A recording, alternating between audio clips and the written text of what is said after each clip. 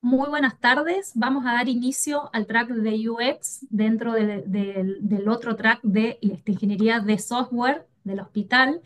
Queremos agradecer a este panel de lujo que tenemos, que es un panel internacional de lujo, por estar presentes y ser parte de este gran evento. Ellos mismos se van a presentar como lo han pedido, así que bueno, simplemente bienvenidos y muchas gracias por estar presentes. Muchísimas gracias, Mariana, por invitarnos. Vamos a presentar el libro Diseño y Salud 2. Y este libro, no sé si lo pueden ver, sí. Surge de las entrevistas de un podcast. Hace 6 años hago un podcast de diseño social y uno de los temas principales del podcast es la salud. Entonces, con paciencia y cariño fui buscando a los y las diseñadoras trabajando en salud.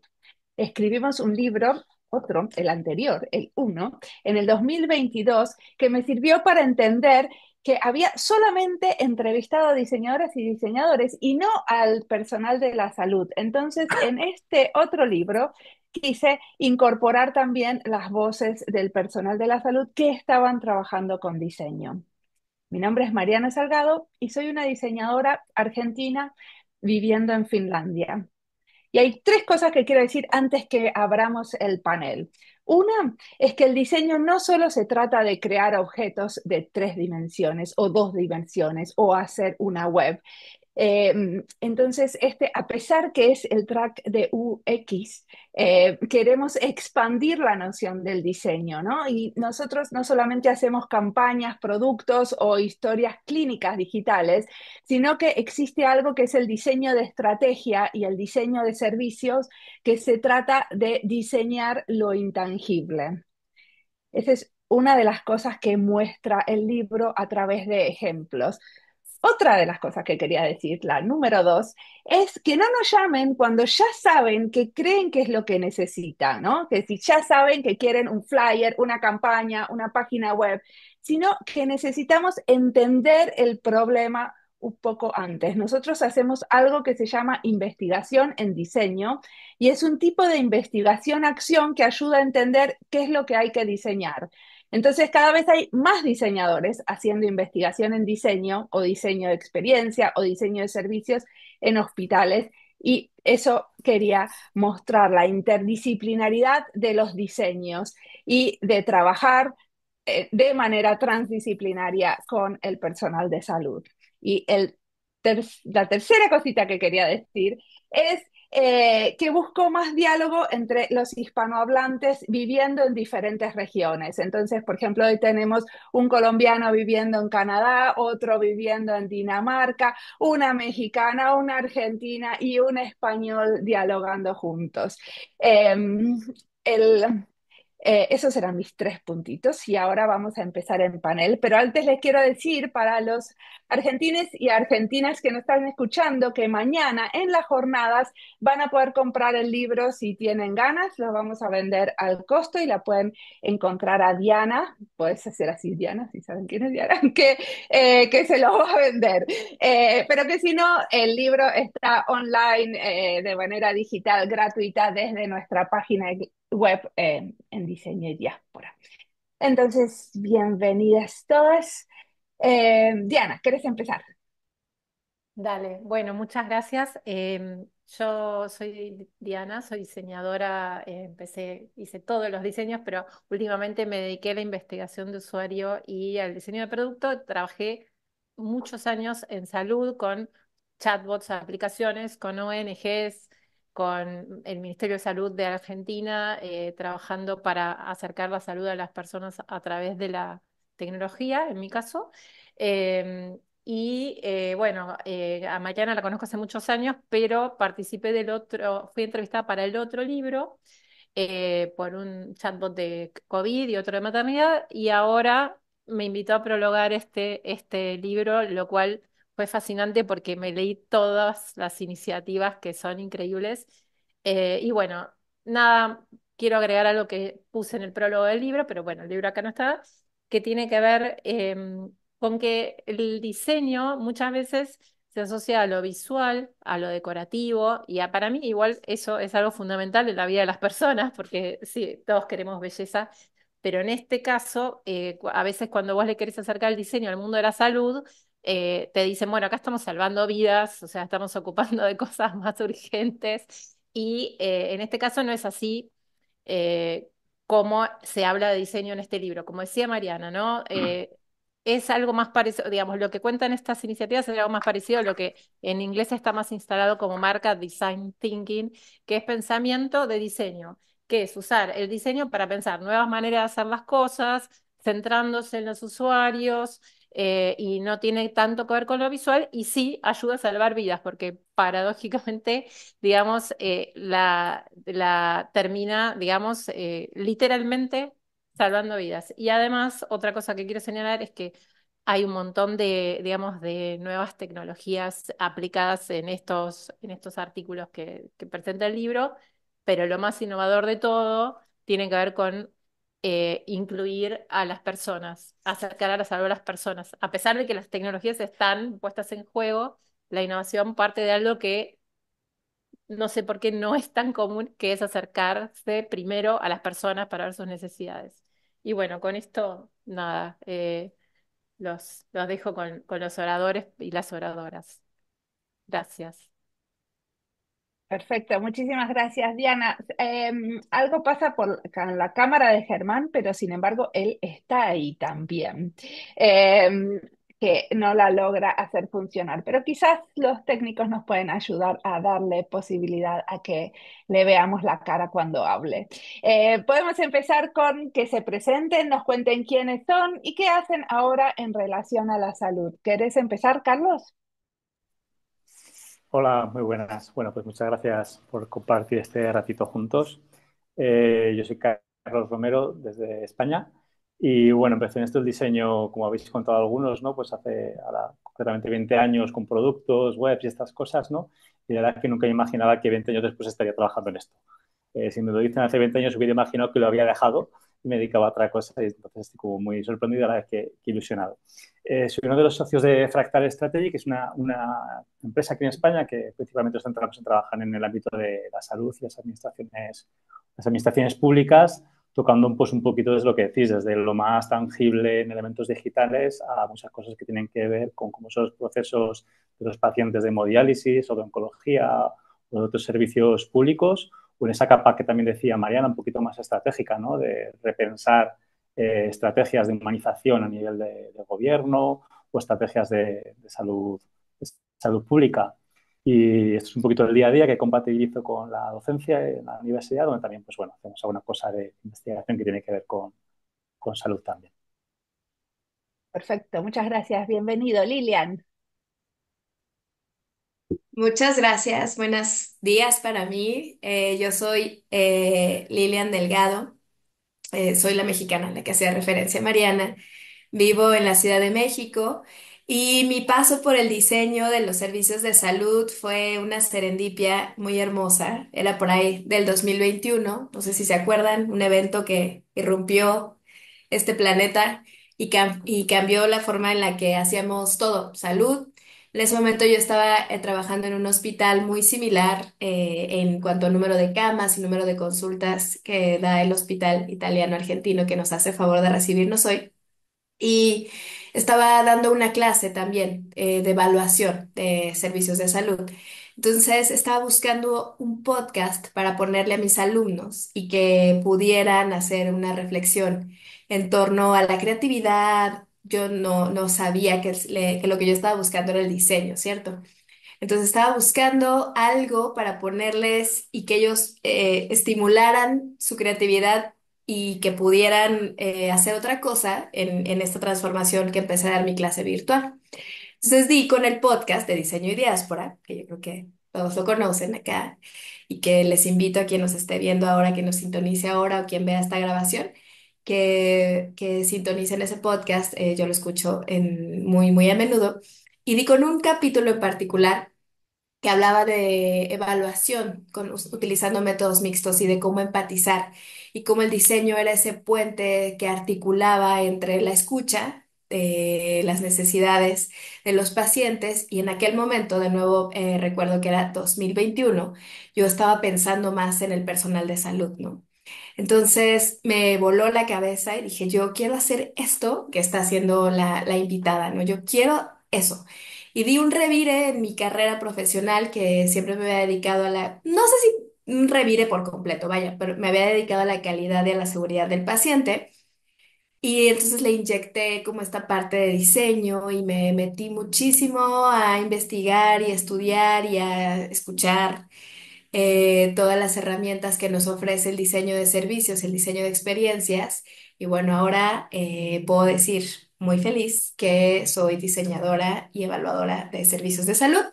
Y ahora mismo trabajo en una organización que se dedica a los servicios de salud en salud sexual y salud reproductiva para mayoritariamente mujeres, pero poblaciones que históricamente han sido minorizadas. Muchas gracias, Lilian, bienvenida. Les cuento que les pregunto qué hacen ahora también porque puede ser que los haya entrevistado hace un par de años. Entonces, que el caso que cuenta el libro, que ahora lo también vamos a ver cuál es, no es exactamente en lo que están trabajando o también es una parte limitada de lo que están trabajando. Germán, ¿quieres presentarte? No te vemos, pero te vamos a escuchar, creo.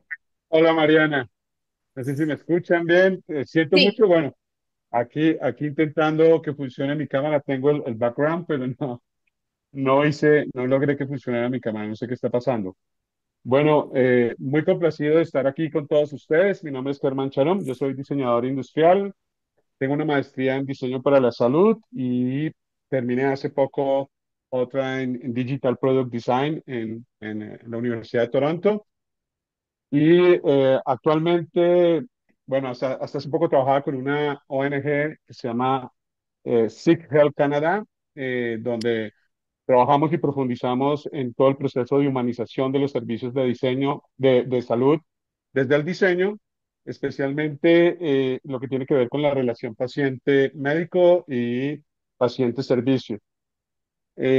Ahora estoy iniciando un nuevo proyecto que es el Design Health Hub y vengo desarrollando un proyecto con el cual conocí a Mariana cuando me invitó al podcast, que es un proyecto que inicia para el manejo del dolor crónico, pacientes con dolor crónico. Yo soy paciente de dolor crónico y mi tesis de maestría se enfocó en un proceso un poco más humanístico del entendimiento del dolor y el proceso comunicativo de lo que el paciente transita en su diario vivir con el dolor.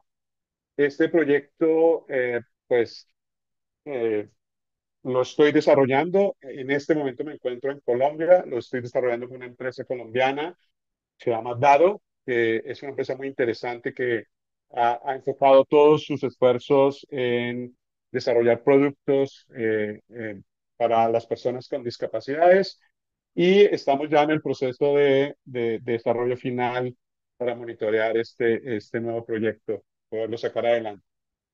Buenísimo, Mi próximo, muchísimas gracias, Germán. Vamos a pasar vale, a Héctor, que se va a presentar y ahora nos vas a contar más, cada uno va a contar más sobre su proyecto. Sí, Héctor. gracias, María.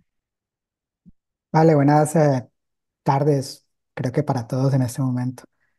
Yo soy Héctor, soy también colombiano, sin embargo vivo en Dinamarca desde hace ya como 4 años y llevo, no sé, 8 o 9 años viviendo en los países nórdicos. Soy, de hecho, ingeniero de formación inicial que por cosas de la vida terminé enseñándole a diseñadores. eh, sobre interacción hombre-máquina y como que eso me encaminó hacia el diseño y terminé haciendo una maestría de diseño en el norte de Suecia, que es lo que me trajo a los países nórdicos, Europa, donde llevo viviendo pues desde que inicié la maestría. En este momento trabajo en una empresa que es de base noruega, pero es una empresa multinacional que se llama Lerdal Medical. Eh, es muy posible que si alguno de ustedes ha tomado, bueno, por supuesto que la audiencia del hospital seguro que sí han tomado clases de RCP, pero para los demás panelistas, Si alguno ha tomado alguna clase de RCP o algún entrenamiento RCP, lo más seguro es que hayan usado alguno de los equipos que nosotros diseñamos. Entonces, en Leerdal hacemos, además de muchas otras cosas, también los maniquís y simuladores que se usan para hacer simulación de protocolos y de, y de procedimientos médicos. Eh, yo trabajo en este momento como líder de diseño del área de simulación y aprendizaje virtual, que es básicamente hacer simulación médica, pero con productos digitales, con productos en realidad virtual, en realidad aumentada, con simuladores digitales. En fin, hay una cierta cantidad de productos que trabajamos ahí. Aunque esos no fueron los productos que mencioné en la entrevista en el podcast, porque bueno, cuando hablé con Mariana contamos de muchas cosas y uno de los productos de los que hablamos era de mis años trabajando en Stavanger, que es la sede principal de la compañía donde empecé a trabajar y luego me moví hacia Dinamarca, donde estoy en este momento. Perfecto, bienvenidas. Entonces, ahora vamos a cada uno de los casos, ¿no? Germán, nos empezaste a contar sobre el producto que están desarrollando en relación al dolor. ¿Querés contarnos un poco de ese proyecto? Porque es el mismo que está en el libro, ¿cierto?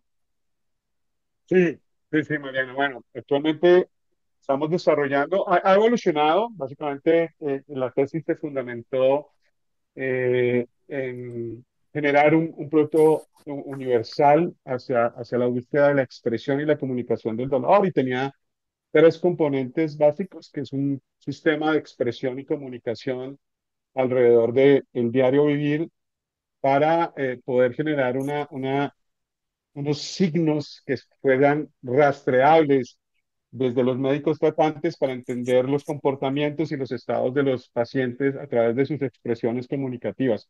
Una especie de arte conceptual o de elementos artísticos desde la art therapy que pudiese hacer un tracking y encontrar elementos comunes en estados que desarrollamos los pacientes con dolor crónico.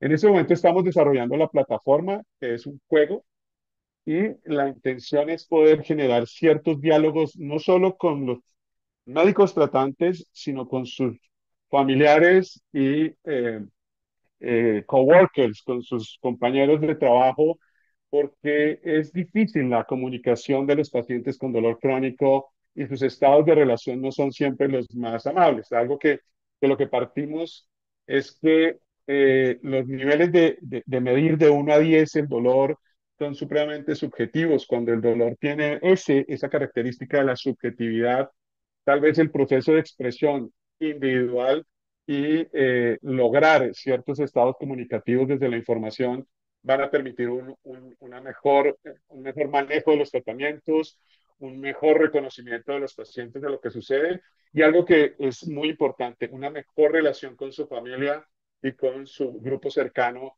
que muy seguramente no comprenden la dimensión que significa vivir con dolor crónico. Entonces estamos en este estado llevándolo. Yo vivo en Canadá, pero en este momento me encuentro en Colombia adelantando este proceso conjunto con la empresa.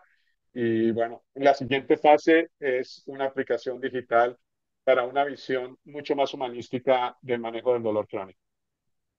O sea que esto que era un producto de diseño industrial, porque era como un objeto con el que la gente con dolor crónico jugaba, ahora se está transformando en un producto digital, ¿entiendo bien? O sea, un Te juego entiendes bien. online. Sí. O La sea que intención pasó es a otra fase.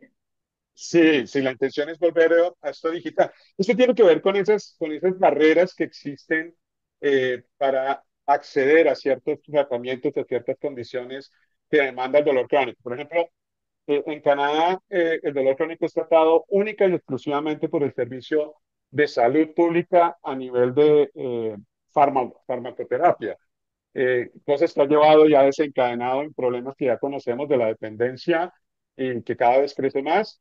Y todos los proyectos o procesos alternativos son onerosos, tienen costos que no son fáciles de llevar para una inmensa mayoría. Estamos hablando de más o menos de 41 millones de habitantes en Canadá, que es donde manejo la estadística, podemos hablar de que unos 8 a 10 millones de canadienses sufrimos de dolor crónico y dependemos de ciertos tratamientos. En este momento, la reducción de los tratamientos de fármacos ha obligado a que los pacientes busquemos alternativas, pero que no son fáciles de acceder y sobre todo son onerosas.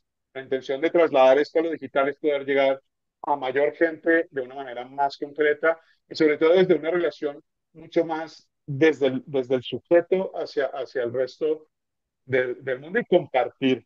De eso también viene un proyecto muy base que vengo desarrollando en Instagram que se llama Narrativas desde el Dolor, que es la Bueno, no intención nos vas de a contar un montón de proyectos porque la idea es que cuenten no, cada no, uno no, a uno, así que es, muchísimas gracias y la ahora idea es queremos de romper escuchar. la barrera, Yo les es romper cuento la que yo barrera los de elegí hablar a del dolor. ustedes, los elegí a ustedes para hacer este panel porque quería que tengamos un diálogo entre todos. Ahora están como presentando cada uno lo suyo y a la vez lo que ustedes hablaron en esas entrevistas era muy diferente, ¿no? En el caso de Germán, en ese momento era un producto de diseño industrial, ahora es un producto digital. En el caso de Lilian, ¿querés contarnos, Lilian, cómo era lo tuyo? Porque era muy interesante porque era una comunidad, ¿no? De aprendizaje lo que estaban diseñando y sus prácticas. Sí, correcto. En aquel tiempo yo trabajaba para una organización sin fines de lucro internacional, dedicada exclusivamente para niños con cáncer y enfermedades raras pediátricas infantiles. Bueno, entonces acá lo que pasó fue que diseñamos una comunidad de práctica, una comunidad de 100 hospitales que empezaron un proyecto con una meta en común, con una estrategia de medición en común y con un motor en común que era mejorar la atención en urgencias para los niños con cáncer. En 6 países de Latinoamérica, principalmente el 80% de los hospitales de esos 100 están en México y el resto lo piloteamos en otros 5 países de Latinoamérica. Entonces, acá lo que hicimos fue un proyecto de 18 meses, fue hacer todo ese diseño de construcción, pero vaya, el proceso ya existía, ¿no? El proceso está bien documentado desde hace a lo mejor unos 14 años, está súper documentado en la evidencia científica, en revistas indexadas, pero lo que hicimos fue hacer una comunidad que integrara ese proceso que está bien documentado y que se sabe desde las ciencias de la implementación, que pasan 18 años entre que Nature publica un artículo y publica la molécula que nos va a llevar al espacio, pasan 18 años para que los hospitales en el mundo, esto es un dato internacional, no tengo el dato exacto para Latinoamérica, pero es un dato internacional, pasan 18 años para que eso que se publicó en Nature, eso que se publicó en la revista Blood, por ejemplo, se practique dentro de los hospitales. 18 años es muchísimo, son 2 generaciones. Y además, no todos lo practican, ¿no? De ese conglomerado de hospitales públicos que pudieran implementar esa innovación, solo el 20% la implementa a los 18 años.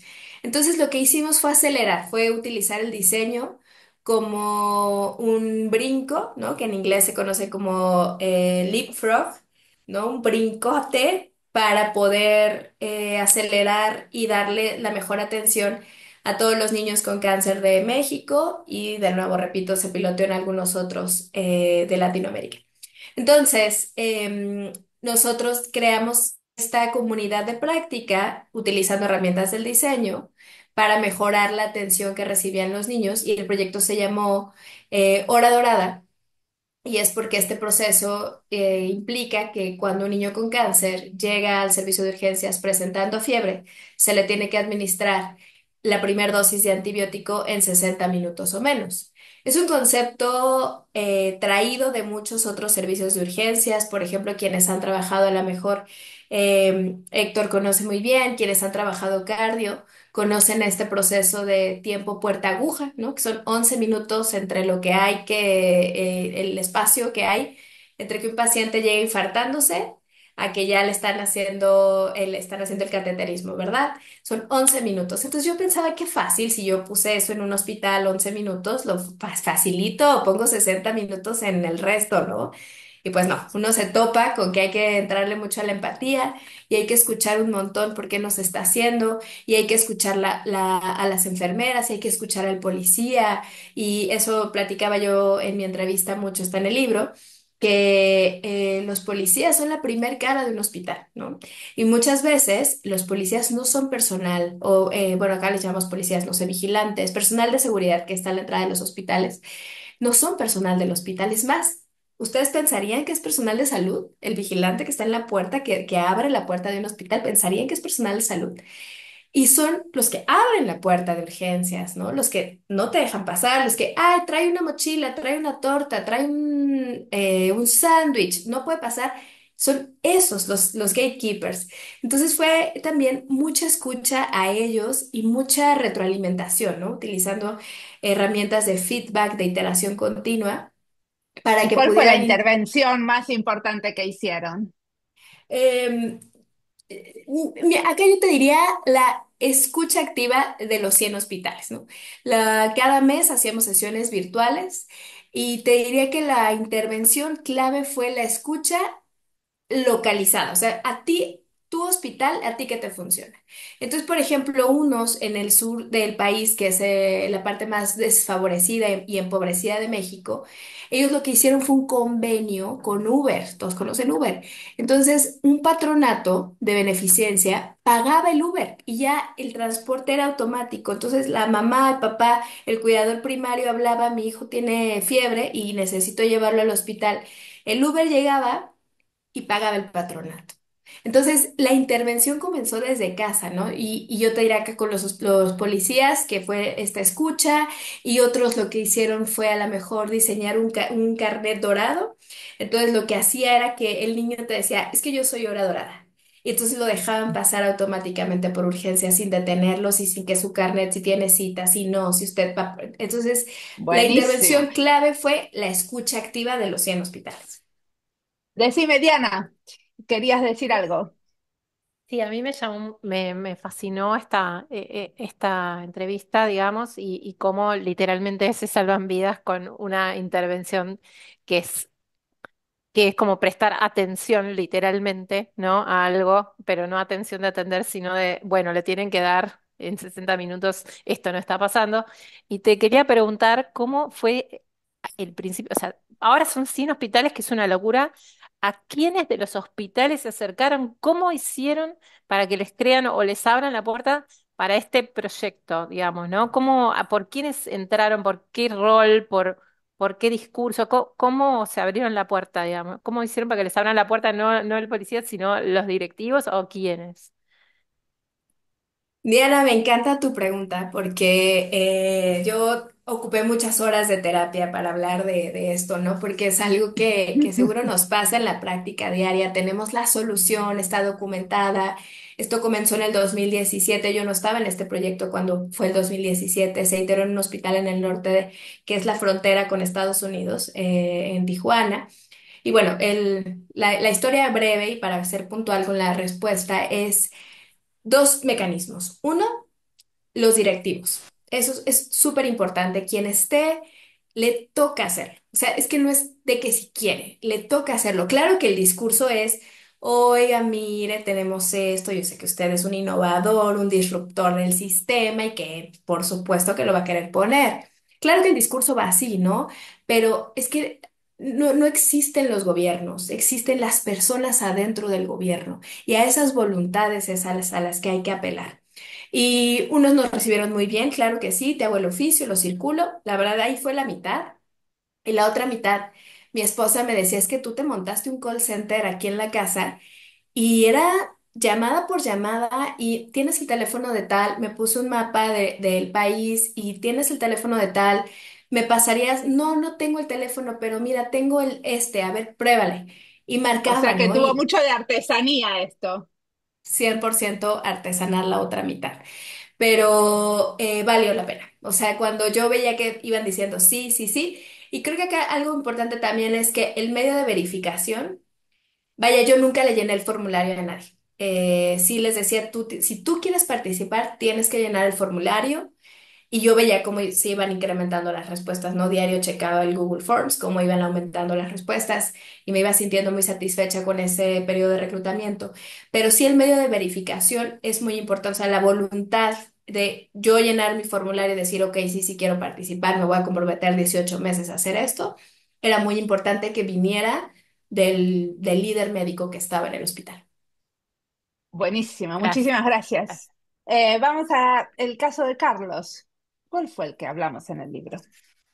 Bueno, en el caso, ahora recordaba, ¿no?, que ya ha pasado mucho y claro, han cambiado muchas cosas. Era un caso de oncología en el servicio más grande aquí de la región. Y nosotros cuando aparecimos por allí, por el hospital por primera vez, nuestra idea era como introducir primero la práctica del diseño orientada al diseño de servicios, experiencia de paciente, digamos en multicanal, no centrado en elementos digitales, sino en cosas que tenían que ver pues, con procesos, con espacios o con elementos digitales, con lo que fuera necesario al final, ¿no? Y hicimos una aproximación de llegar ahí a ver en qué podíamos trabajar. Y bueno, primero nos pidieron como un estudio de diferentes servicios, finalmente se concluyó que teníamos que trabajar para oncología y hubo una primera parte del proyecto que fue antes del COVID, por así decir. Ahora cuando habéis dicho lo del 21, como que empezaba a recordar cosas de aquel momento, ¿no? Y que fue como el proyecto de diseño, ¿no? Pues un proyecto en el que hubo mucha investigación de diseño, como decía antes Mariana, ¿no? Pues mucho de hablar mucho con pacientes, pues más de 40 entrevistas a pacientes familiares, trabajar en muchos workshops con los equipos de enfermería y de oncología. Y bueno, y ahí pues identificar todo tipo de problemáticas que tenían que ver desde los espacios, por lo más profano, entre comillas, ¿no? A los elementos que consumían de información, a qué ocurría dentro de una consulta de primera visita, de primer impacto, cómo eran esos procesos que se decía, cómo se decía, de estudiar las reclamaciones que se habían puesto durante años para entender también desde el punto de vista, digamos, de lo que está registrado, cuáles son las quejas más reiteradas, a otras cosas que tenían que ver, pues, o cómo se organizaban los equipos o a qué cargas de trabajo tenían, ¿no? Siempre trabajamos con ese concepto del tiempo de médico. Tenemos poquitos oncólogos, por lo menos aquí, y encima han pasado ya como bastantes años desde que arrancamos el proyecto, que fue en el 16-17, y el equipo de oncología no ha crecido demasiado. Es la quinta ciudad más grande de España, Zaragoza, y este es el hospital más grande de la región. Y los pacientes no hacen más que aumentar y aumentar exponencialmente, pues porque cada vez se diagnostican antes también y también porque hay más cronicidad en la enfermedad, lo cual es alentador también por otro lado, ¿no?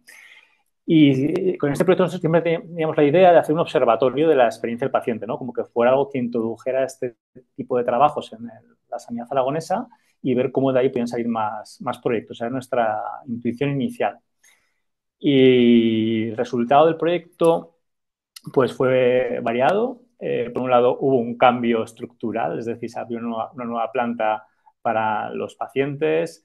También es verdad que lo visual, el espacio, pues ya sabéis, es muy noticiable, es muy de colgarse medalla y es más difícil a veces explicar las cosas que tienen que ver con cambios de procesos, o es difícil de visualizarlas, ¿no? Pero esas cosas son las que yo estoy más contento, ¿no? Por ejemplo, se introdujo un cambio para mí importante que fueron los protocolos normalizados, los tratamientos protocolizados, perdón. O sea, aquí en España ya es casi la hora de cenar. Y esos tratamientos eran tratamientos que podían gestionar la enfermería. Y esto era muy positivo porque esto generaba que enfermería se empoderaba y cogía un espacio que ellas llevan reclamando mucho tiempo y esto también permitía que el trabajo de oncología bajara en presión asistencial. Luego conseguimos reducir el tiempo de oncólogo que siempre se dice, ¿no? Eso, por ejemplo, es algo que es un poco difícil de contar, pero que para mí es un impacto muy grande en cómo son luego las dinámicas, ¿no? Y bueno, y la verdad que fruto de este proyecto, llevándonos un poco a la actualidad, se hiló con un proyecto europeo que estamos actualmente, en el que trabajan ya hasta 100 personas, y España es uno de los 3 países así de campo de ensayo, y se está centrando mucho en cómo son las tomas de decisiones de los pacientes oncológicos, ¿no? En cómo esas tomas de decisiones se pueden también como visualizar y ayudar con las herramientas de diseño. Y que no me quiero enrollar mucho más, que ya no sé cuánto rato llevo cascando, pero sí que estoy contento de otra cosa, que esa idea que teníamos como inicial de queremos crear un observatorio de la experiencia del paciente aquí en nuestra región Aragón, pues actualmente con el gobierno actual han creado una dirección general de humanización y cuidados, que para mí es algo que en el 2016 hubiera sido como impensable. Entonces hay una dirección general del gobierno dentro del Departamento de Sanidad cuya vocación o misión es precisamente trabajar en todas estas cuestiones de experiencia de paciente, rediseño de servicios públicos, ¿Y experiencia de hay usuario. diseñadores?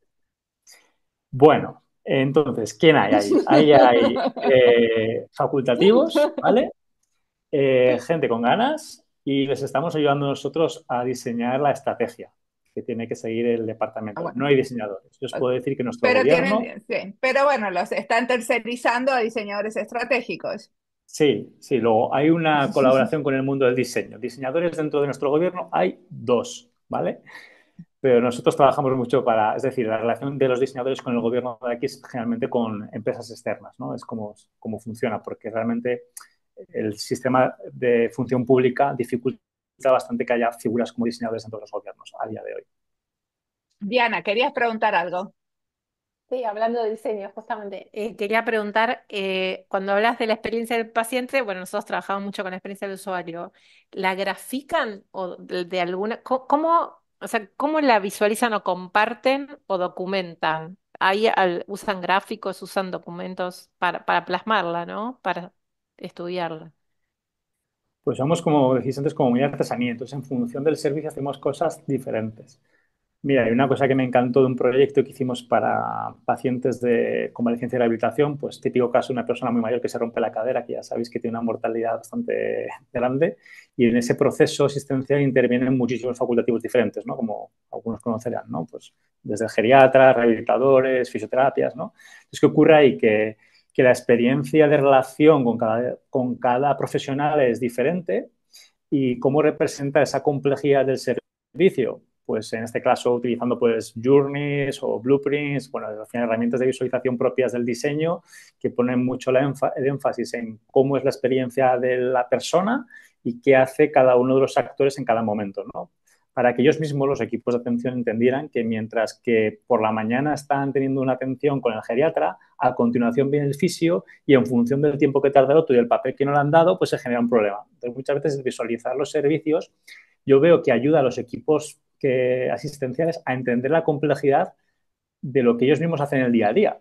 Y cuando entienden esa complejidad, veo que también es un poco curativo, porque es como, vaya, que mi compañera no me hace la puñeta, es que resulta que su trabajo también es muy complicado y cuando ese papel me viene tarde o esa petición de farmacia se atasca, es por algo, no es porque me quieren hacer la vida imposible. Entonces, yo creo que el diseño tiene un papel importante de, como decíais antes también, de visualizar lo intangible, que es una cosita difícil, porque muchas veces las reuniones de sanidad o de gobierno, yo veo que la gente habla de muchas cosas, apuntan cada uno cosas en su papel, pero que el diseño llegue y que visualice, pues no sé, en un Miro, que mucha gente conocerá, o en un póster grande cosas, y que hablemos todos sobre lo mismo, ¿no? Que visualicemos lo que estamos hablando en la conversación, creo que es una aportación relevante de lo que hacemos.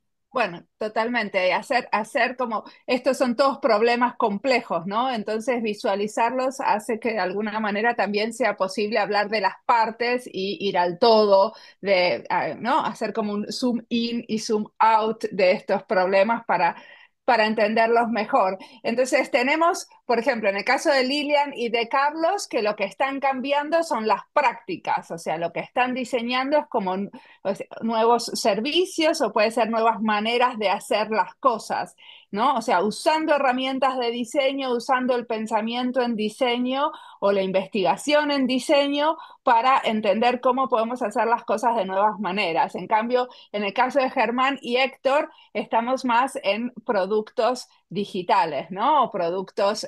¿Querés contarnos, Héctor, de qué hablamos en el libro? Vale, para los que escuchen el podcast y la entrevista, hablamos de muchas cosas, pero eh, hubo un producto en particular que es un producto en el que trabajé cuando empecé a trabajar con Lerdal, que esto es hace 6 años, y cuando estaba todavía viviendo en Noruega. Y es básicamente una aplicación para que equipos, usualmente de paramédicos, pero también en hospitales, se entrenen y se preparen para atender paros cardíacos, pero es el trabajo en equipo. O sea, no es solo la técnica de hacer RCP, porque eso tiene unas métricas y ciertas cosas que se deben hacer para asegurar la buena calidad del RCP, como la audiencia debe saber, pero también el trabajo en equipo. Y, y, y saliendo un poquito de ese libreto, porque algunas de las cosas que los otros panelistas hablaban me recordó un mantra que tenemos aquí en la compañía, o bueno, no es un mantra, pero es una frase que se usa bastante, que dice que traducido un poco digamos, quizás no muy preciso o no en una muy buena forma, pero significa algo como se necesita un pueblo para salvar una vida. Y es esta idea de que pues, es decir, los héroes y de todas estas personas que están salvando vidas en los hospitales, por supuesto que son los protagonistas y estos son en muchos casos los que nosotros, nuestra misión está hacia ellos, que es ayudarles a salvar vidas, pero en realidad hay muchas cosas alrededor, hay muchos componentes alrededor no la vamos a llamar la experiencia de salvar una vida, pero alrededor del acto y la jornada que significa salvar una vida que tiene muchos componentes. Entonces, nosotros en Lerdal hacemos entrenamiento para muchos de esos diferentes componentes en ese espacio, en ese journey de salvar una vida. Y este era uno en el que yo estaba trabajando. Ah, y es también porque uno de los grandes temas que se deben trabajar en entrenamiento en salud es el trabajo en equipo. Entonces, si alguno de ustedes ha visto una carrera de Fórmula 1, seguramente habrán visto que cuando uno de los vehículos entra a pits, entonces eso es como una coreografía, es como un baile, sale todo el mundo, pasa todo en segundos, todo el mundo hace lo que tiene que hacer, cambian ruedas, llenan de combustible el carro, todo eso en 10 segundos y todo pasó, o sea, todo pasó súper rápido sin ningún problema. Y eso solo pasa si está todo el mundo entrenado precisamente en lo que debe hacer, concentrado en lo que debe hacer, hay comunicación entre cada uno de los miembros. Y eso es exactamente lo que nosotros tratamos de, de- o lo que nuestra aplicación permite entrenar. Entonces, esta aplicación lo que hace es conectarse con uno de nuestros maniquíes, que es, digamos, la representación del paciente. Viene el equipo usualmente representado por paramédicos o personal de un hospital, o puede ser la comunidad también, y se hace una simulación que es básicamente actuar un escenario en el que hay un paciente que tiene un paro cardíaco. Y estamos midiendo con los sensores del maniquí la calidad del RCP y a través del video, porque estamos filmando todo el proceso, lo que hacemos es conectar los momentos donde se podría mejorar la calidad del RCP con el video y permitiendo que las personas que están pasando por el entrenamiento se vean a sí mismos hacer RCP y haya reflexión sobre, oh, ¿qué podríamos mejorar? Aquí nos falló un poquito la comunicación, no, nos enredamos aquí, nos movemos hacia el mismo lado, o nos demoramos 10 segundos de más en empezar con presiones, y esos 10 segundos pues son casi que podrían ser la diferencia entre la vida y la muerte. Entonces es ajustar todos esos detalles y nuestros usuarios de esta aplicación llegan al punto de entrenarse lo suficiente para ganar un segundo, para ganar 2 segundos, para que cuando haya un caso ellos puedan hacer todo eso 2 segundos más rápido, o sea, haya 2 segundos menos de espacio donde no hay compresiones. Entonces, esta aplicación es un vehículo o ya es una experiencia educativa que permite a estos equipos trabajar como ese trabajo, entrenar ese trabajo en equipo para que puedan salvar una vida. Entonces, eso fue, digamos, quizás uno de los proyectos donde yo he trabajado por más tiempo en mi vida. Trabajé por unos 3 4 años en él. Y hoy en día, pues la aplicación está en el mercado y bueno, tenemos una buena cantidad de clientes en los Estados Unidos, sobre todo, eh, que Es la parte usan para del entrenar. entrenamiento obligatorio, ¿no? De la gente, Es parte del del personal de entrenamiento. salud. Sí, entonces lo que pasa es que el personal de salud en los Estados Unidos, que es nuestro mayor mercado, bueno, y también en el resto de Europa y seguramente también en Latinoamérica, para poder prestar servicios de salud, tú tienes que estar certificado en ciertas cosas y una de esas vainas es RCP para paramédicos, por ejemplo, o para el personal de la salud en los hospitales, enfermeros, enfermeras, no, doctoras, personal, tú mismo lo decías, los vigilantes en la entrada, Lilian lo decía, o sea, todo el mundo todos tienen que estar entrenados en RCP y conocer estas técnicas y conocer este trabajo en equipo. Y tienes que estar certificado, entonces esta herramienta te permite entrenarte y también certificarte, porque también hace una evaluación de la calidad del RCP del equipo y genera como una especie eh, de puntuación. Nosotros tenemos un algoritmo que creamos que es propiedad de la compañía en el que medimos la calidad de RCP en nuestro maniquí y se usa como método de certificación en algunos países, por ejemplo en Estados Unidos. Buenísimo. Entonces, quizás ahora ya sabemos de dónde viene cada uno, desde dónde está hablando, qué tipo de cosas están haciendo y pensando. Entonces, podemos ir como una charla un poco más general sobre cuál creen que es la contribución del diseño a la salud, ¿no? Y hay, obviamente, que no es una contribución, que vamos a hablar de varias cosas. ¿En dónde está la contribución? Si van levantando la mano, puede ser la mano virtual o la mano analógica, esta que tenemos, y me dicen quién quiere hablar, les doy la palabra. Sí, Héctor. Vale, yo puedo arrancar un poco. Sí. Y creo que tú lo decías, realmente no hay una sola cosa para decir, o no hay una sola contribución. Eh, yo creo que el panel, de hecho, lo demuestra de entrada, ¿verdad? No solo se puede hacer desde el diseño de productos que se usan en la terapia o que se usan en la práctica de la salud, o productos para entrenar, como lo hace Verdad, pero también en procesos, protocolos, procedimientos. A mí me encanta lo que está hablando Lilian porque eso es algo que nosotros también hacemos mucho y realmente estamos tratando de enfocar, es uno de nuestros pilares estratégicos y es tratar de mejorar lo que se llama la calidad hospitalaria. Bueno, es que no sé cómo es en español, pero en inglés es Healthcare Quality Improvement. Entonces es esta idea de la mejora de los protocolos y de los procesos médicos. Entonces se trata de competencias específicas, sino el protocolo, y todo esto se hace mediante prácticas que no son únicas del diseño, pero el diseño aporta mucho a esta práctica, en estas prácticas de simulación, que es una mezcla entre diseño y teorías del aprendizaje. Entonces, yo creo que de hecho el diseño en este momento se está moviendo mucho hacia aportar a este espacio de la mejora de la práctica médica. eh, no es algo donde estábamos antes. Antes estábamos más en los productos, en las experiencias educativas. Ahora es más en la práctica y eso me parece a mí bellísimo porque estamos cada vez más cerca del impacto que es salvar vidas.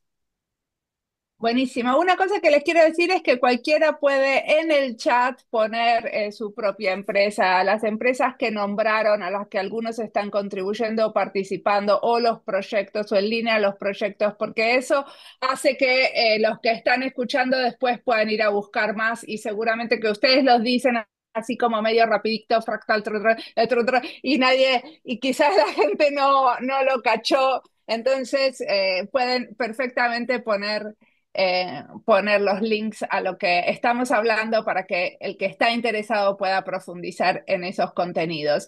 Y invitamos a toda la audiencia, no solamente a Juan, que participe y nos ponga preguntas en cualquier momento y las vamos a ir mechando con la conversación. Sí, Germán, ¿cuál es la contribución o las Gracias, contribuciones del Mariana. diseño?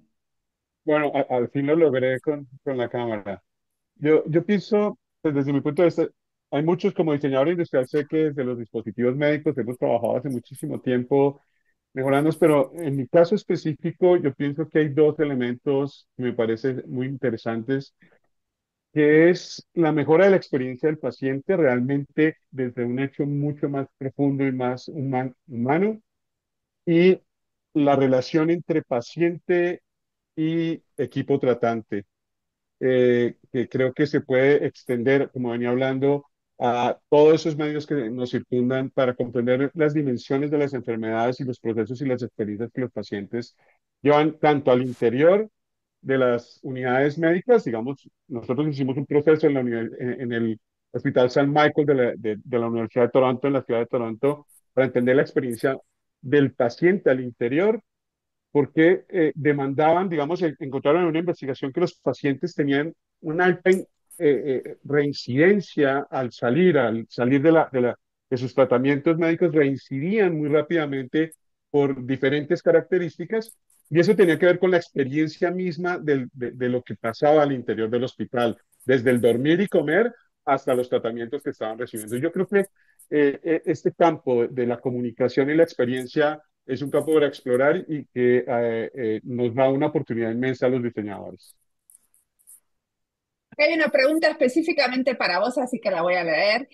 ¿Puedes contar algo literal que te haya dicho, contado un paciente que utilizó el producto con su dolor y cómo lo ayudó? Bueno, el producto todavía no, hemos hecho algunos test y empezamos, bueno, hablar del dolor, voy a ser muy sintético, hablar del dolor es muy difícil. La gente no gusta hablar del dolor, es de las cosas más complejas porque el dolor te pone en un estado de debilidad, de indefensión, el temor a perder su trabajo, su fuente de ingreso y sobre todo el generar lástima. Entonces, es una especie de tabú, el dolor es supremamente complejo y subjetivo. En ese proceso nos hemos dado cuenta que hay que enseñar a hablar del dolor y que hablar del dolor no está mal y que hablar del dolor y que hay una diferencia entre sentir dolor y sufrir por el dolor. Entonces hemos empezado un proceso de pequeñas cápsulas en Instagram, como una especie de narrativas desde el dolor. Eh, Empecé yo contando mis experiencias como paciente y han ido a juntándose. He recibido muchos mails de gente que empieza a hablar, yo quiero contar, ¿cómo hago para hablar? ¿Cómo hago para expresar? Entonces pienso que la primera parte es como sobrepasar ese tabú de hablar del dolor y empezar a darle un nuevo significado. Por eso hablamos mucho de la semiótica del dolor. Hay unas investigaciones muy interesantes de la semiótica y del significado del dolor y no intentamos cambiar el significado, sino entender que hay otras posibilidades de entendimiento desde el dolor. Entonces, pues hemos tenido unas experiencias interesantes, pero digamos que no hemos podido compartir porque es un proceso largo y complejo que la gente que sufre del dolor, estamos hablando de 1.500 millones de personas, según la Organización Mundial de la Salud, que sufren de dolor crónico, pero que no expresan y no comunican su dolor como quisieran hacerlo. Entonces, este primer paso es como abrir hacia estas narrativas de expresarse de diferentes maneras o de ser canal. Muchos de los procesos, de las pequeñas cápsulas que hemos hecho en Instagram, son experiencias de otros que ponen en mi voz y yo con mucho gusto intento transmitirlas. Y esto ha ido creciendo y es un fenómeno interesante cuando logras romper ese tabú de expresarse sobre el dolor. Muy bien, volvamos a mi pregunta. ¿Cuáles son las contribuciones del diseño a la salud, en tu opinión, Lilian?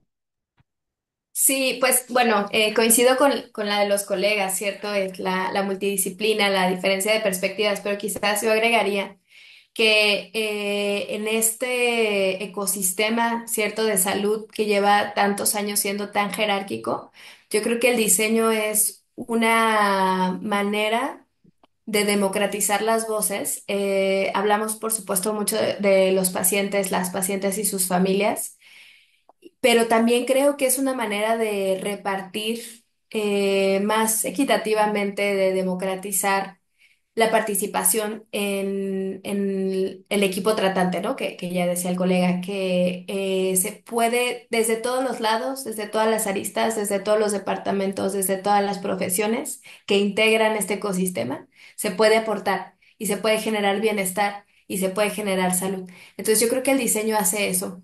Hace que entendamos y abramos, o sea, creo que alguien que tiene la mente, este mindset de design thinking, tiene un mindset de mente abierta, ¿no? De corazón abierto, de escucha abierta y de que entendamos, pues eso, que todos podemos participar y todos ya lo hacemos, ¿no? Más bien es escuchar y es ver desde dónde cada persona está participando. Buenísimo. Héctor, hay una pregunta para vos. ¿Cómo hacen las mediciones de impacto sobre la mejora del RCP en personas reales? Es una de esas preguntas que la respuesta parece fácil, pero termina no siéndolo. Entonces, muy bien que me dio tiempo con los colegas hablando para pensar un poco la respuesta adecuada. Pero digamos que al final del día, la medición real o el impacto real es cuántas vidas extras se salvaron que no se hubieran salvado si no se le hiciera RCP de calidad. Y por supuesto que esa es la parte fácil de la respuesta, pero viene la parte difícil, que cómo se considera cuándo se considera que una vida se ha salvado. Es cuando la persona que estaba en paro cardíaco se reanima, respira de nuevo. Es cuando la persona sale del hospital 2 semanas después. Es cuando la persona realmente vivió más tiempo, 2 años, 3 años, 5 años, 2 meses, porque tenemos que pensar que la mayoría de las personas que sufren un paro cardíaco pues están muy enfermas de entrada. Entonces no necesariamente quizás 3 semanas extra de vida, quizás significa que sobrevivió. Entonces, en las estadísticas esta persona se cuenta adicional. Entonces, hay muchas discusiones y mucho debate sobre exactamente eso. Algunas personas hablan de empezar a medir años extra de vida. Entonces, por ejemplo, eso también implica que muchas veces los pacientes más jóvenes, de hecho, deberían ser priorizados, por ejemplo, bebés y demás. En fin, eso tiene un poco de ramificaciones y por eso ahí la pregunta se acompleja un poco más. Lo que sí podemos decir es que con mucha certeza es que la ciencia y la medicina ha establecido buenas prácticas en ciertas métricas específicas del RCP, como la profundidad a la que se hace la compresión, que se soltó completamente el pecho para que se llene el corazón de nuevo de sangre. Entonces, y eso sí lo podemos medir fácilmente en el maniquí. Entonces, esas son las variables que nosotros usamos para decir, hiciste muy buena compresión en el maniquí y esperamos que eso se traduzca en que también lo pueda hacer en una persona, pero obviamente en una persona no lo podemos medir directamente. Aunque hoy en día existen algunas herramientas, nosotros tenemos una tarjeta, por ejemplo, que se usa mucho en Corea en este momento, que es del tamaño de una tarjeta de crédito, o sea, el grosor un poquito más gruesa que una tarjeta de crédito, y que se conecta con tu teléfono y envía datos de profundidad y del ritmo al que se están dando las compresiones cuando la pones en el pecho del paciente antes de hacerla. Entonces no es directamente, pero es una aproximación. Hay trabajo que se está haciendo ahí, pero obviamente lo que nosotros tratamos de hacer es entrenar muchas más personas en buena calidad para aumentar la probabilidad de que cuando alguien sufra un paro cardíaco, alguien que esté entrenado o que sepa cómo dar compresiones, pues lo pueda hacer y esa vida pues se salve. Pero al final del día, digamos, no es un vínculo directo, no es algo que nosotros podamos mirar directamente. Perfecto. Cuando volvamos a tener a Carlos entre nosotros, se le haremos la misma pregunta, pero ahora podemos ir a otra pregunta, que es, ¿dónde están las oportunidades del diseño en el área de la salud? ¿Qué es hacia dónde vamos? ¿Qué es lo que tendríamos que hacer o qué es lo que necesitaríamos para poder como dar otro pasito y realmente como poder utilizar el diseño como en todas sus dimensiones? Eh, ¿A quién le interesa contestar esta?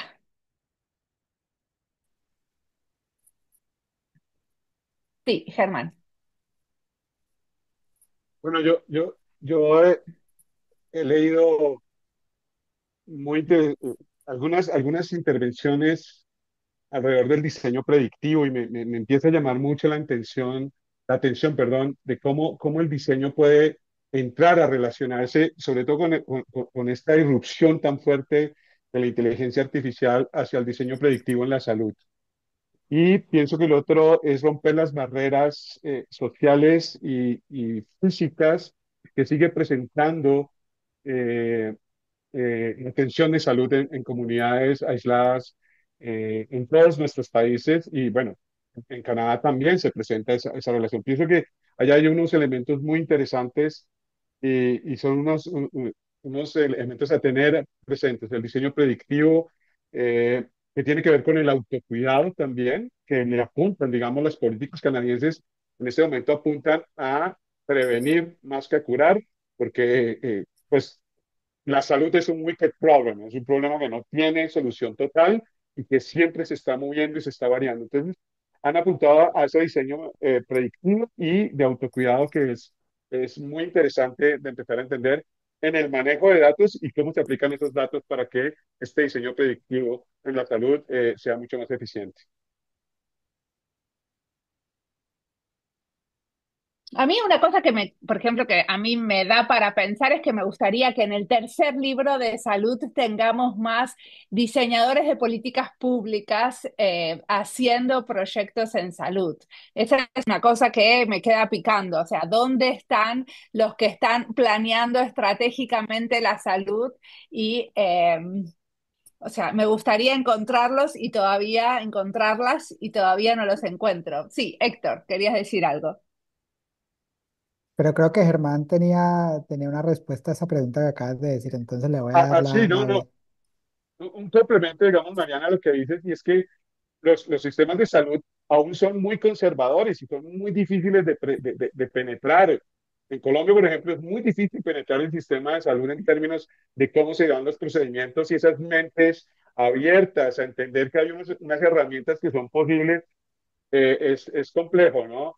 Pienso que esas barreras para poder generar esas públicas hay que empezar a trabajar un poco desde la base para romper no sé, ese sistema de salud conservador que se rehúsan muchas veces a dar ese paso importante y a encontrar estas herramientas que están ya allí, que no hay que inventarlas, están allí y hay que aprender a hacer un uso adecuado para generar estas nuevas políticas que indudablemente pueden mejorar la atención en salud. Vamos a tratar de dejarle el paso a Carlos, a ver si lo podemos escuchar, aunque no lo vemos. Te queremos, Hola. Carlos, no te vemos, Sí, pero sí, sí, sí. Nada, no sé qué le ocurre a la cámara, pone que, bueno, da igual. Me reengancho entonces al tema de oportunidades, decíais. Sí, pues un poco al hilo de lo que comentaba el compañero, yo estoy este año muy enamorado de la salud pública. Es decir, hemos trabajado por primera vez en una estrategia de salud pública y claro, me ha cambiado bastante el enfoque, ¿no? Lo primero que he aprendido, que igual la gente ya lo conoce aquí, es el reparto presupuestario. Es decir, invertimos millonadas en la parte asistencial e invertimos, aquí hablo en mi territorio, invertimos muy poquito en salud pública. Es decir, estamos invirtiendo muchísimo en sanar, en curar, en lo asistencial, que está genial, está, vamos, y más hay que invertir, pero ¿qué pasa con los cuidados salud? ¿Cómo hacemos para que la población nos mantengamos sanos? ¿No? Y parecía que el COVID iba a traer este debate muy encima de la mesa, pero parece que se nos ha olvidado ya. Entonces, todas las políticas que se pueden estar haciendo para contribuir a esto y cómo los sistemas actuales, por ejemplo, de contratación, lo mismo que decía Mariana, la dificultad para que haya diseñadores en este tipo de ámbitos, pues lo mismo está pasando en la salud pública, porque vemos que los perfiles tradicionales que trabajan en salud pública pues ya no son suficientes, ¿no? Y hacen falta científicos de datos, hacen falta una serie de nuevos perfiles que digamos que la función pública, por lo menos la española, no contempla, ¿no? Entonces, yo creo que tenemos pues un gran recorrido para tener al final unas sociedades más saludables y que el diseño también puede contribuir mucho en la definición de lo que hay ahí, en cómo se expanden los territorios, en cómo al final se engranan un montón de profesionales que pues vienen eso, desde los veterinarios a los médicos, la gente que trabaja con vectores y cómo pueden hacer un trabajo más coordinado, ¿no? Que también va un poquito en la línea de lo que decía Héctor, ¿no? La capacidad que tiene el diseño, a veces yo digo, de sentar a la mesa personas e intentar que lleguen a un acuerdo, ¿no? Y que visualicen una realidad, ¿no? Entonces, para mí, un ámbito en el que me gustaría desarrollarme más es en toda la parte que tiene que ver con salud pública y por ella sentido, o sea que creo que la gente también tiene algo que decir con esto. buenísimo. Héctor, vos tenías algo, ¿no? Antes. Eh, sí tenía algo, pero primero quería también mencionar que en el tema del diseño, trabajando como no necesariamente en la salud, pero con los gobiernos, hay un ejemplo que me parece fabuloso. Loudoun, tienen una práctica de diseño en el Reino Unido, ahora pongo el nombre, donde trabajan directamente con el gobierno, tienen una práctica de diseño de servicios, pero es increíble lo que han logrado para mejorar varios aspectos relevantes del gobierno, de cómo funciona la política pública en el Reino Unido. Entonces, hay ejemplos, es decir, hay quizás, como dicen algunos futuristas, o como decía uno de mis futuristas favoritos, el futuro está aquí, solo que no está distribuido de manera igualitaria. Entonces, hay partes donde el futuro ya, ya ha llegado y bueno, hay otras partes donde nos irá llegando de a poco. Eh, Y no me refiero a Latinoamérica en específico. Es decir, esto, por ejemplo, países como los países nórdicos tampoco es muy prevalente donde el diseño esté en la política pública. Pues, Y eso es pues mira, claro, dile, Carlos. Héctor, por alusiones, eh, inconexas, justo hace un año, Lowdown, que mencionabas, compartíamos evento aquí en nuestra ciudad, en Zaragoza, porque aquí en Aragón tenemos un proyecto, yo creo que bastante pionero, por lo menos en el mundo hispanohablante, que es el Punto de Servicios Digitales de Gobierno de Aragón, del cual soy el responsable de servicios públicos, y trabajamos en rediseño de servicios públicos y políticas públicas, pero ya no solamente de salud, sino de cualquier tipo de servicio público, y ella estuvo por aquí contándonos sus experiencias y este hermanamiento, ¿no?, de las pocas personas final que en el mundo están trabajando en estas cosas. Han pasado ya, yo creo que empezamos a trabajar intensamente con el gobierno desde el 2018 y todo tipo de servicios, desde cómo pagamos los impuestos a cómo es la dependencia. Y yo muchas veces una cosa que observo como diseñador trabajando en un gobierno, lo poco conectado que está realmente, ¿no? Y muchas veces tú estás yendo a trabajar con asuntos sociales y de tres cosas del mundo de la salud y les hablas de que tal otra persona está haciendo tal proyecto y se lo presentas y lo conectas, ¿no? Entonces yo creo que ahí también tenemos el diseño un potencial de conectar como diferentes políticas y servicios públicos. Perfecto. Diana, tenías una pregunta. Sí, tengo dos. En realidad, una, Mariana, justamente vos has trabajado, sos una diseñadora que trabajaste mucho en el gobierno y en diseño de políticas públicas. Me gustaría saber si vos tenés también algunas ideas de cómo las oportunidades que tiene el diseño, porque tenés mucha experiencia en eso. Y después, otra oportunidad que le veo yo es la formación de los médicos. Toda la estructura médica va cambiando, pero está muy centrada en el médico, digamos, y no se toma en cuenta todas estas interdisciplinas y factores desde lo jerárquico, lo tradicional. Creo que en la formación de los médicos sería bueno incluir estas cosas. Incluso, por ejemplo, ahora el italiano tiene una maestría de informática médica, por ejemplo, que es excelente, pero no sé si tiene tanto de usabilidad, de diseño estratégico, diseño para la salud, pensamiento de diseño para la salud. Y bueno, hay otras cosas también de formación de los médicos más especialistas, ¿no? Ya vemos que las enfermeras, bueno, las enfermeras porque suelen ser mujeres, pero los enfermeros, parteras con las que yo traté, por ejemplo, en investigaciones, tienen algo que por ahí no tienen tanto los médicos, que no sé si es por falta de tiempo, que tiene que ver con lo que se llama, para mí mal llamado, habilidades blandas, porque no son blandas, es importante, digamos. Eso también, creo que esa formación no tiene que ver acá con el diseño, pero digamos, falta algunas formaciones complementarias para los médicos, tanto en diseño, pensado en el sentido de pensamiento y diseño, como en el trato a las personas, que ahí dependés de cada persona, si es un médico más amable, más cálido o no, cómo tratan y cómo transmiten el conocimiento. Hay mucha brecha entre el conocimiento del médico y lo que le tiene que transmitir al paciente. Eso no tiene que ver con diseño. Pero sí estaría bueno incluir formación de pensamiento estratégico en diseño y pensamiento centrado en el usuario en la formación de los y las médicos y médicas. Sí, justamente María Laura estaba preguntando, ¿no? ¿Cómo puedo hacer para formarme en diseño y salud o por dónde empezar? Yo creo que también una manera de empezar es trabajar conjuntamente con una diseñadora o un diseñador, que uno aprende mucho en esa colaboración y en esa práctica del hacer juntos, ¿no? Justamente hay muchos hospitales, si se fijan en entrevistas que hice, incluso después hice una lista, una nueva serie de salud después de haber terminado y cerrado el libro. Y ahí pueden escuchar cómo hay diseñadores de experiencia que tienen su sueldo desde los hospitales. Bueno, que es otro modelo de trabajar como diferente de trabajar desde un estudio hacia el hospital o desde una empresa que provee servicios al hospital, pero también hay hospitales que están abriendo puestos de trabajo a diseñadores de experiencia, pero no solamente para diseñar en lo digital, sino para tener en cuenta la experiencia de los pacientes y de los pacientes, de sus familias y del vigilante de la puerta, ¿no? Que sabemos que es parte de la ecología ahora, de este tema, de esta salud. Eh, sí, hay muchas preguntas dando vueltas. Lilian, ¿tenías algo? Sí, gracias, Mariana. Bueno, yo pienso en tres cosas, ¿no?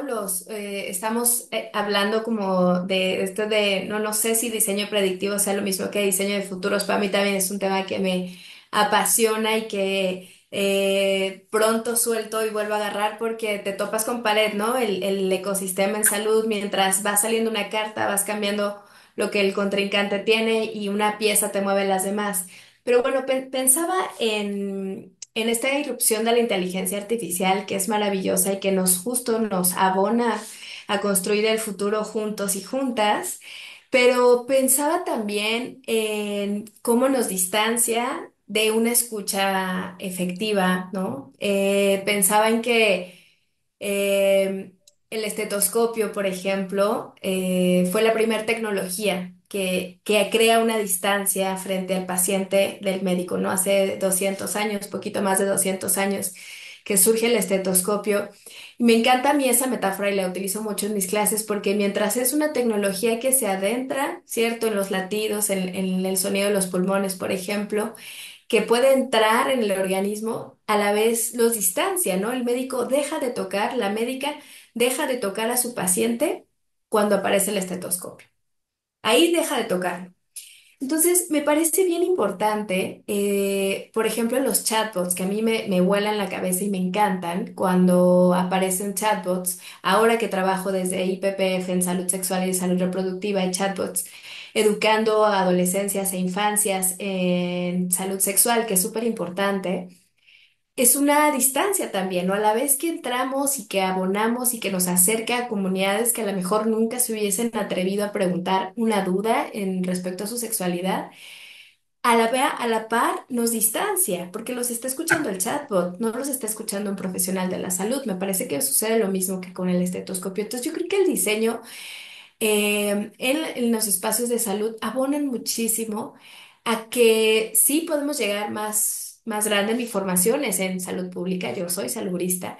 Podemos llegar a comunidades, que es el objetivo, ¿no? Llegar más amplio, amplificar la voz, pero que nos hace más responsables todavía de que ese megáfono lo podamos también afinar y hacerle fine tuning a hacer una escucha más afinada de regreso, ¿no? O sea, que la iteración no se quede de ese lado, sino que regrese y ese es el gran reto, ¿no? No tengo yo la solución, pero yo creo que es lo que hay que seguir pensando juntos y juntas, cómo hacemos esa escucha más afinada. Sí, Héctor, gracias. Vale, no, hay algo que dijo Lilian que me dejó pensando un poco también porque es una discusión que tenemos en este momento en la empresa referente al uso de la inteligencia artificial para crear, por ejemplo, escenarios médicos y bueno, otras. Entonces, el uso en general de la inteligencia artificial ha generado, pues, en todos los sectores discusiones que pueden tornarse algunas veces espinosas, pero que me parecen sumamente interesantes. Cuando contabas esta idea de gente acercándose a un chatbot que genera una distancia, con lo cual estoy completamente de acuerdo. También me hace preguntarme si la distancia en este caso no es lo que necesitamos para que estas personas puedan sentirse a salvo de abrirse y de preguntar ciertas cosas. Entonces es un poco como en esa misma teoría del mal diseño por diseño, o sea, como diseñar cosas de una manera, no, por ejemplo, sillas no muy cómodas para que la gente no se quede sentada mucho tiempo, ese tipo de teorías en las cuales la distancia de hecho es parte del diseño del chatbot. Y me encanta esa tensión porque yo estoy de acuerdo contigo en el uso de la inteligencia artificial hay algo de lo humano que no sé si se pierde, pero que se disuelve un poco, que algunas veces es bueno, algunas veces es malo, pero es una tensión interesantísima de mantener. Y por supuesto que este es un tema que nos podría dar para 3 horas de hablar. Y bueno, y en el evento de hoy vi que hay una cantidad de charlas referente a la inteligencia artificial, así que por supuesto es uno de los temas de moda y de interés. Pero Lo siempre me ha parecido. importante para mí es decir que cuando usamos inteligencia artificial es muy importante incorporar el diseño, ¿no? Que, que no es solamente tener ingenieros de software que te lo hacen posible, sino llegar a un entendimiento de realmente para qué hace sentido usar la inteligencia artificial, ¿no? En qué momento y poder tener esa investigación de diseño, realmente ese pensar estratégicamente en qué momento, cuándo, por qué y a quién está ayudando la inteligencia artificial. Diana, tenías un comentario. No te escuchamos, tenés muteado. Perdón, me pasa siempre. No, justo esto que hablaban de chatbot o no chatbot, yo trabajé justamente en varios chatbots de salud, uno de maternidad, otro de salud sexual y reproductiva y otro de COVID. Y esto cuando está bien hecho, porque también a veces es que te aleja, el chatbot tiene que saber cuándo derivarte a una persona y cuándo atenderte el chatbot, pero en el que yo trabajé de maternidad, que hicimos un montón de trabajo de campo, hablamos con parteras, con embarazadas, para personas del Sistema de Salud Público de Argentina. eh, Realmente las pacientes preguntaban cosas que no le preguntarían al médico ni a la partera, y estaba buenísimo. Nosotros monitoreábamos conversaciones, decían, ¿puedo tomar cerveza, por ejemplo? Y el chatbot le contestaba, no debes tomar alcohol. O sea, estaba muy iterado con las conversaciones, no con inteligencia artificial, con inteligencia humana, monitoreando las conversaciones y empezando a poner palabras clave para responder estas preguntas. Pero preguntaban desde ¿puedo tener relaciones? ¿Puedo tomar alcohol? ¿Qué pasó? ¿Qué pasa si me pasó esto que no sé, me olvidé de tomar tal medicamento y cosas que tal vez no le preguntarían a una persona? A mí en ese chatbot lo que me hubiera gustado después es poder conectarlo con un centro de operadores. Igual también, por ejemplo, cuando había la palabra sangre o alguna palabra disparadora, le disparaba el 911 o el llamado de emergencia. Había muchas cosas para mejorar. Y siempre para mí está bueno bueno, para COVID, en la ciudad de Buenos Aires, yo lamentablemente no participé de ese proyecto, pero diseñó un chatbot para COVID que hacía un triage y directamente si tenías síntomas de COVID, te derivaba con el SAME con un operador que a su vez hacía un retriage y después te mandaba a la ambulancia, etcétera.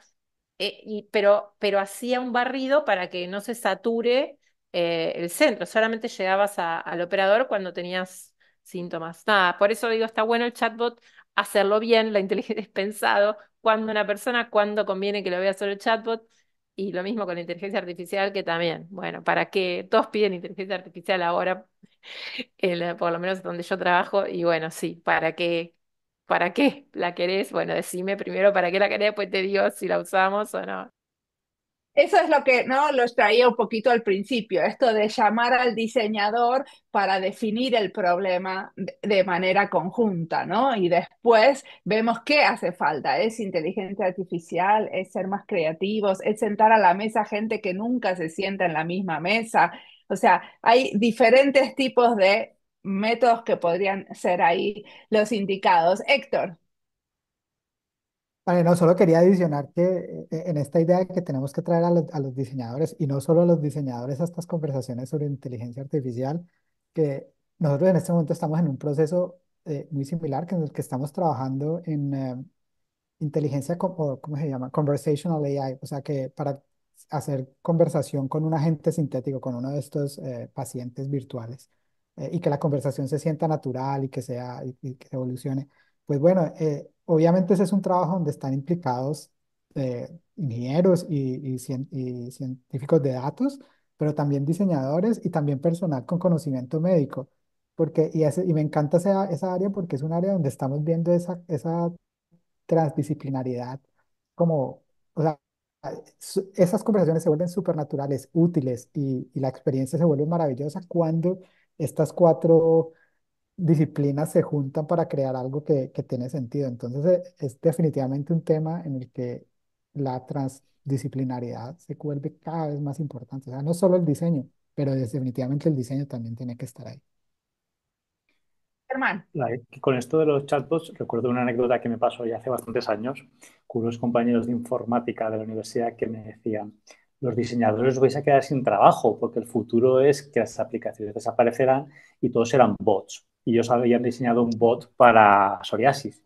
Te hacías una foto, miraba cómo iba tu placa de psoriasis y bueno, pasaban cositas, ¿no? Y os dije, oye, ¿por qué no hacemos un prototipo de esto y vemos qué tal habéis diseñado la conversación? Bueno, pues como os imagináis, aquello no tenía por dónde cogerlo. Y digo, ¿ves cómo los diseñadores también pueden tener un rol en el diseño de una conversación y en hacer que esa interacción textual sea más humana, ¿no? Sí, Germán, un cortito que quiero hacer una última pregunta para cerrar el panel. Sí. No, cortito. Respecto a la interdisciplinariedad, por ejemplo, en este proceso del dolor crónico, venimos trabajando con una socióloga y una psicóloga, y la manera de preguntar cuando hacemos uso de la inteligencia artificial es completamente diferente. La manera en que se construyen los procesos para hacer uso pueden buscar el mismo objetivo, pero se preguntan, no sé, el background es tan distinto que empezamos a tener diferentes respuestas que después combinamos para lograr o poder buscar el mejor proceso. Creo que es muy interesante porque puedes buscar lo mismo, pero diferente manera desde tu background. Perfecto, es verdad. Muchas gracias.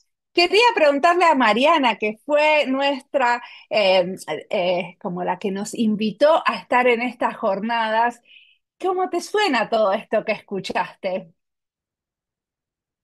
Bueno, súper interesante y a la vez que lo loco es que estamos tan lejos, o sea, de distancia, pero estamos tan cerca con lo que nos pasa, ¿no? Que nosotros en el hospital cotidianamente vivimos, o sea, que situaciones de lo que comentaban también, y la importancia del diseño, que diseñadores somos todos, que no solamente un diseñador que se sienta a, a pensar, a armar un flujo, a armar una gráfica, sino diseñadores somos todos, desde la persona, o sea, si trabajamos con actores enfermeros, involucramos a enfermeros, donde ellos también son partícipes del proyecto, si trabajamos con médicos también, o sea, cómo damos el lugar al actor en sí con el que vamos a trabajar en el proyecto y en el cual todos somos diseñadores. Que entonces, es súper importante tener en cuenta al usuario en este caso y sí, y el diseño que va más allá de lo visual, que muchas veces, o sea, que nosotros tratamos siempre de tener en cuenta esto, ¿no? Que ya muchas veces cuando ingresa una camada nueva o lo que sea, digamos que se tiene muy en cuenta toda esta parte únicamente creativa y visual y es trabajar en equipo, o sea, que lo súper rico, por lo menos dentro del hospital, es cuando trabajamos en equipo con los médicos, con compañeros de desarrollo, cómo entre todos podemos armar, o sea, con informática, cómo entre todos podemos llegar a un punto en común, ¿no? En donde todos somos diseñadores. Entonces, que me quedo con eso, ¿no? Que lo estaba como escuchando un poco a todos y que digo, qué loco que estando tan lejos todos también estamos tan cerca de lo que nos pasa. Y es súper interesante y me quedaría de mucho más tiempo escuchándolos y la verdad que quiero el libro, ahora ya lo quiero tener al libro también y los felicito porque sinceramente el trabajo que hacen es increíble, un placer tenerlos con nosotros acá. Y bueno, eso, bienvenidos Y siempre. muchísimas gracias, Mariana. Gracias por darnos el espacio. Consiguen Yo, el libro. yo te quiero hacer una Sí, consultita, de Marian. sí, dime. Cómo haces vos para captar a las personas que querés? O sea, sea de los países que sean, cómo los captás para poder llevarlos a ese libro tan increíble que Y bueno, generás? tengo como un radar muy abierto porque me interesa mucho encontrar a la gente. Por ejemplo, cuando entrevisto personal de la salud, entrevisto personal de salud que hayan trabajado con diseñadoras, por ejemplo. Entonces me fijo mucho que esa persona pueda hablar y entienda el diseño, ¿no? Que no me digan, bueno, todo esto, no, pero el diseñador es el que hizo, no sé, los manuales de instrucciones para los pacientes, el papelito. O sea, como que sea, entonces cada vez más lo que estoy tratando es de encontrar, por ejemplo, de poder hacer entrevistas que todavía tengo pocas, donde hay un diseñador y una diseñadora trabajando con alguien del personal de salud. Y lo que sería ideal para el futuro también es cómo hacemos para tener en la misma entrevista a los pacientes, los familiares, los diseñadores y al personal de salud. Ese tipo de paneles sería lo que me gustaría hacer un poco más en el futuro. Pero como hago, es como busco y soy un poco terca y lo hago, hago esto hace muchos años. Entonces, cada vez más también la gente, yo sé que Héctor, Carlos, Lilian, todos ustedes, Germán, se van a comunicar conmigo cuando encuentren a alguien, che, vi este proyecto que está buenísimo. E incluso yo les digo, mirá, Carlos, que yo ya te entrevisté a vos, pero cuando tengan otro proyecto en Fractal que lo quieran mostrar, vos te comunicás conmigo y entrevistamos a otro. Bueno, eso hago todo el tiempo para que esta bola de nieve crezca y para que justamente le demos más visibilidad a un área que no es tan visible todavía, que es el diseño en el sector de la salud. Fantástico. Muchísimas gracias a todos por estar acá con nosotros y esperemos que disfruten el libro.